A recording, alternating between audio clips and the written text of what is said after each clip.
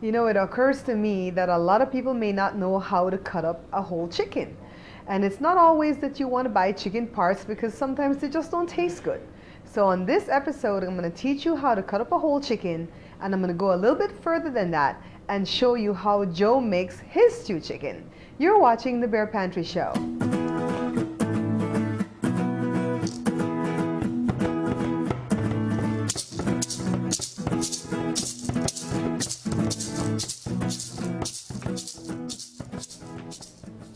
On today's show, it's going to be stewed chicken again, Belizean stewed chicken, but this one is going to be the way Joe cooks it because the other video that I have at the channel is the way I cook it. So we're going to start with a whole chicken. I want to show you from start to finish how you cut it, how you season it, and then how Joe cooks it. So I have a whole chicken. I do have it on a wooden cutting board. You don't normally want to put poultry or any kind of meat on a wooden cutting board because it goes through the, it's porous, and the bacteria and stuff will go through there. But I'm doing it on a wooden cutting board today because it's going to make a lot of noise if I put it on the glass one that I have when I'm cutting.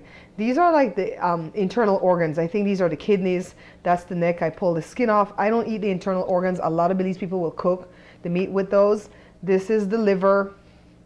I don't eat that either. And somewhere in here we'll find the heart, but let's not worry about that because this chicken is very cold right now, so I don't want to stick my hand in there.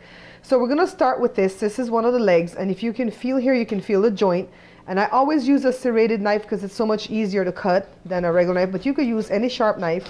You go right in there to that first joint and you cut off that first leg, and then you want to get the thigh, and there's a joint there again. If you can't find it, peel the skin off and then you'll be able to find it. And we take the skin off when we cook the meat because we're trying to do it a little bit more healthy. So that's the first thigh. And then we're going to go with the wing. And again, you feel for that joint. I know where it is. I think I've cut up enough chicken that honestly, I feel that I'd be able to cut this thing blindfolded.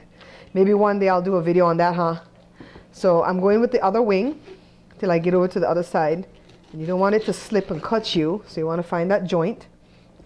This chicken is very cold because I just took it from the fridge. Here's the other leg. Here's the other thigh. And you get to that joint. We're going to peel the skin off of this too. We always go ahead and do that. And then here we have the upper part, the lower part of the back and the upper part of the back. This is where the neck was on the chicken. And basically we're going to get to those. But I want to show you that all this is breast. And I know that the great chefs would cut that in two. But here at the Bear Pantry Show, when you want to feed a big family, when I was little, this one chicken would feed a family of about 16 people. So we'd even get the feet, but I hate those. They don't have them in these chickens. So this is the parson nose or the butt. And you want to cut that off. We don't eat that either. That's where all the feces go through. Then I take this lower part of the back and cut it in half. Get to that joint, cut it in half again. And then right here, I'm not going to spend too much time on this, but we take this blood out. That's the blood that's trapped within the chicken. We don't eat this, but I know American people will eat that. That's why I don't buy too many things that's fried chicken. I only eat the thigh from fried chicken or the breast or the wing. I don't eat the backs and stuff if I don't have to because all that blood's trapped in it. I mean fried chicken that you buy off of the street, like people cook it for you. But anyways, we take the blood out. This is the upper part of the back where the neck was attached. And the rib, and that has the rib cage in there too. And this knife, I mean, you really need a sharp knife to get into these parts, especially if you're not getting it into the joint. So I got that one. So you need a little bit of muscle. Get that one. And of course, we're going to peel this skin off too. I'll do that afterwards. Here's the breast. Normally the chefs will just cut it in two and that'd be 1, 2. We want this breast to serve 6 people. So this is how we do it. Cut through that first joint, cut through this second one, and that's 3 pieces, right? Get the skin off, and then here you have it. Cut through that, and then cut through this one. That's 4, and here we have 6. And this is how this chicken is going to feed us a family of 5 for 2 days in a row. So I'm going to get this in a bowl, get some vinegar or some lemon juice on it to wash it. Then I'm going to come back and season it up, and we'll go into how Joe makes his stewed chicken. I washed it with some vinegar because I didn't have any lemons, and I'm putting a little bit of the vinegar, I'm sorry, a little bit of the ricotta in the way of the clay form. You could put the powder one too. And this is the same thing I did when I made my stewed chicken. And when Joe makes his, he does it the same way when he's seasoning right up to this point with the salt, the pepper, the ricotta, except he doesn't grind the onion, cilantro, and the peppers in the blender and then pour it over here as a marinade. I'll show you what he does to that along the way. So let's get this chicken to the stove. We seasoned it, we cut up and we seasoned the chicken yesterday, and we left it overnight because we had too much food that we had the day before. So we're cooking it today, and Joe's showing us the way he does it. He puts some oil in the skillet. He doesn't wait for the oil to get hot. When I'm doing mine, I usually wait for it to get hot, but he says you don't have to wait. This is his version, okay? And I wanted it to be a part of how to cut up your chicken video. And he's just going to put all the pieces in. Pot is a little bit hot, I guess, because you can hear it frying a little bit. And he's going to brown these chicken for about 15 to 20 minutes on both sides.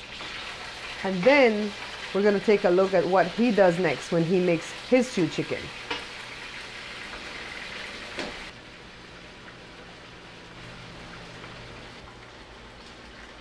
While the chicken is getting brown on both sides, Joe is going through the cilantro and picking out some of the stick parts of it and throwing that away. And he's going to wash the leaves, and he's going to get his onion ready for the pot. He uses a very large onion. He peeled and washed it, and here he is just kind of slicing up into big pieces. And that's going to go along with the cilantro for the stewed chicken. The chicken is still cooking on the first side. In a little while he's going to turn it over so it could get brown on this side.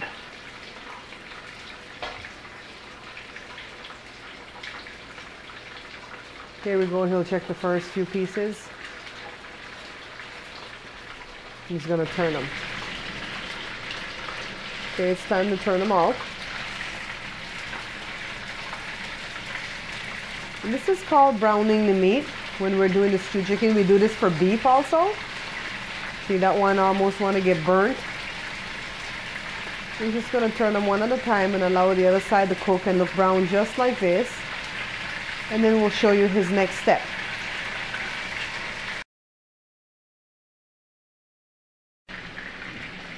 So here's the next stage of what Joe does, the next step. He removes all the pieces of the chicken out of the oil that it's released, and then he's not going to throw away the oil. He's going to actually use it to saute the onion and the cilantro before he puts back in the chicken pieces.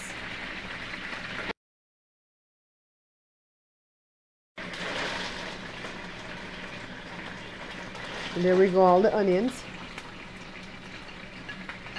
And he's going to add the cilantro in a little while. And he's just going to let it saute in here. The fire is on medium. And this is the way he does his, which is a little bit different than mine because I will grind all these things into a marinade. And I think what other Belizeans will do here too is put some bell peppers or sweet peppers, however you know it by. And they'll put tomatoes. I don't put bell pepper in anything that I make because I just don't like bell peppers. You know, no matter how much you try, bell peppers always give heartburn. And so when I was a little kid growing up and they would cook with bell peppers, I promised myself I would not even buy it. So I know it's healthy for you, but I just don't like the way it makes my stomach feel when it's all done. So this is going to saute for a few minutes, and then he's going to add back in the pieces of the chicken and continue to let it stew. This is about 3 minutes later. He's just allowing this to cook and release all its flavor on medium heat. At what point do we add the chicken, Joe? What? At what point do we add the chicken? I just wanted to get a little more golden. More goldeny, okay. Then we'll add the chicken. Then we're gonna add the chicken.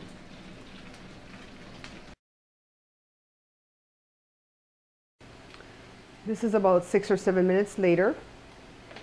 Onions to the point of almost getting burnt. Now he's going to add back in the chicken.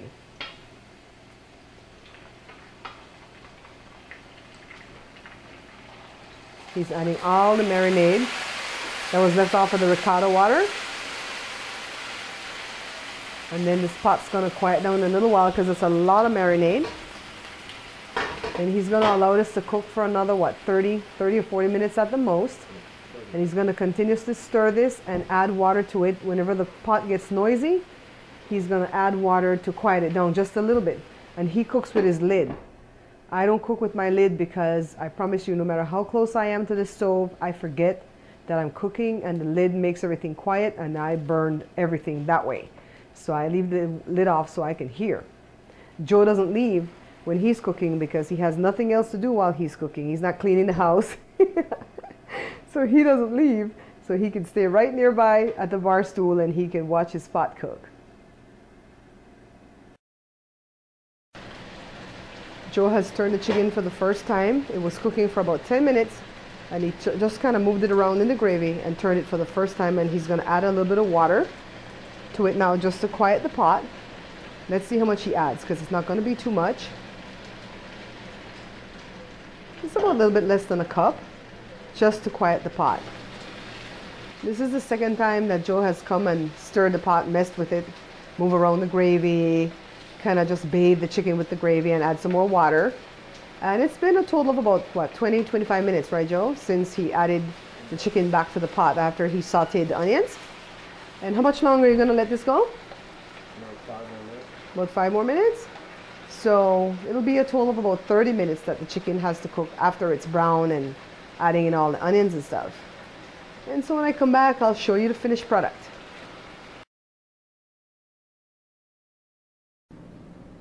Here we have our finished product. Stewed chicken, Belizean stewed chicken, but Joe's version.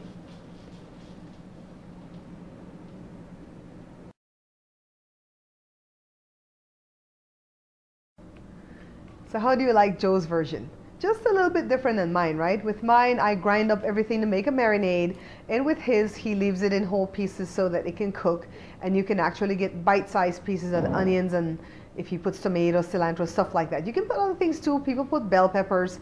I don't happen to like that, so I don't put that. I hope you've enjoyed this video. Try it both ways and give me some feedback as to which one you like better. Thank you for watching. I love you for subscribing. Thank you for picking up the book. Oh, and a quick note about the book. Some people have been going to the site and ordering the book, and I really appreciate it, but they've been clicking on the wrong button that says international orders only. If you're buying the book and it's being shipped, it doesn't matter where you're buying it from, it matters where you're shipping it to. If it's being shipped within the 50 United States, go ahead and hit the button that says within the United States. However, if you want the book shipped any other where than the 50 United States, then hit the button that says international orders only. Thank you very much. Until I see you again, take care.